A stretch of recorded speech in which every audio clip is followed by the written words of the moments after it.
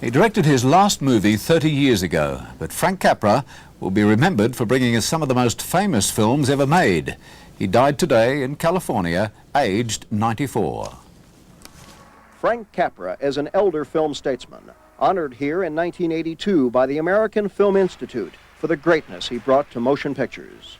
Only the daring should make films, and only the morally courageous are worthy of speaking to their fellow man for 2 hours and in the dark. And Capra spoke to his audiences with a romantic idealism that defined the American dream, bringing Mr. Deeds to town and Mr. Smith to Washington. And I'm going to stay right here and fight for this lost cause. Capra used the screen to proclaim the gospel of the common man. Born to peasants in Sicily, he came to America poor but ambitious, eventually emerging in the dawn of Hollywood's golden age. His platinum blonde made a star of Jean Harlow and a success of Columbia Pictures.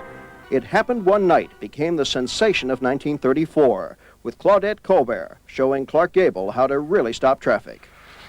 The film even created a minor scandal showing Gable topless. Now, according to Hoyle, after that, the paint should be next.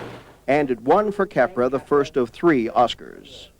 It was in Jimmy Stewart that Frank Capra found his ideal common man, and their fondest teaming came after World War II in It's a Wonderful Life. There's nothing wrong with the books. I've just misplaced $8,000. I can't find it anywhere. Frank Capra had these sense of values. They were family, they were community, and he was able to get these values up on the screen without preaching. Today, Frank Capra's son, Tom, says of his father's wonderful life, "You just can't say enough about my dad." Bob Tarlow, National 9 News, Hollywood. The way it is Wednesday, September 4th, this is Brian Henderson. Good night.